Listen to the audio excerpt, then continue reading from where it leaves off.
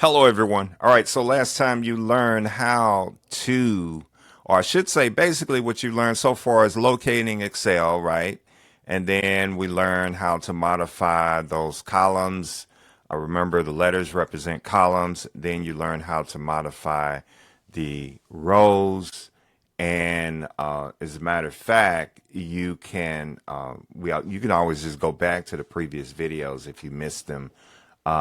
You also learn how to manipulate your ribbon to reveal most of the commands or pretty much all of the commands that are available here in the online version of Excel. Here in this video, you're going to learn basically how do you put a border around information so that it looks a little bit more organized, it looks much more appealing to the eye. The first thing I definitely want to bring to your attention in the bottom right hand corner, you can always zoom in and zoom out. So I'm hitting the minus, that kind of zooms out.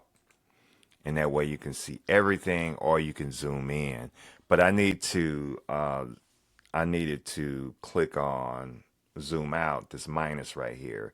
And you can always click on this as well, or type the number in here as it relates to how you view your spreadsheet. It's totally up to you, but so that you can see how I'm going to put a border around all of these numbers. That's why I went ahead and I zoomed out a little bit so you can see it a whole lot better. So I'm going to start at 1A. Now, Excel basically, let me move this again. Excel is literally, it's like, to be honest, it's like a giant calculator, if you will. It can add, subtract, multiply, divide, which we'll get to those formulas in a few videos. But for now, I just want to show you cell location. So right here, notice it says A1. So I've clicked in A1. I am not clicking on this dot, by the way. Don't do that. We'll get to that later. I'll show you what that means, how you can manipulate that. It's a pretty cool option in Excel, by the way, but we're not going to do that right now. So right now, I just want you to click in cell A1. This is similar to if you ever played bingo, the game bingo, where they call out the cell location, same thing. Or Battleship, remember that old school game, which they still have now. It's the electronic version of it.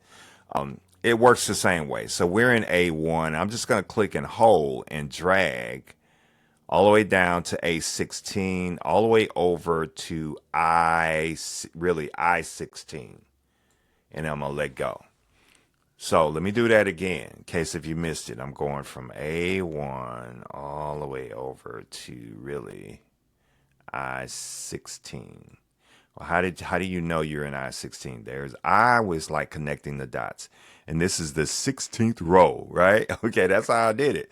And I'm really eyeballing it, but I can clearly see here's row I, and I started in A1, and I'm in the cells. I'm not on top of please do not click on top of your columns, because if you do that, it selects the entire column. And if you went all the way across from A to I, you selected too much.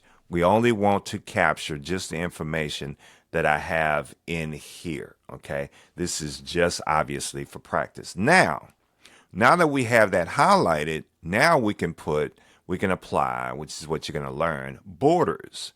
And the borders icon or the borders command is right here. So what we want to do is click on the down arrow, and you're looking for this one. When you hold your cursor over it, as it is with many of these commands, it tells you what that command is. We're looking for all borders. Click on all borders, and then click anywhere else on your spreadsheet. And notice now we have a border all the way around this particular the information that we have in here. Well, I mean, I call it it's a school budget, but whatever it is that you're working on, and you want to make it look more organized, make it look more appealing to the eye. You want to put a table, basically that's what it is, but they call it borders around this information so you can see it better. Then this is how you would do it. So that's how you would apply borders around your information in Excel.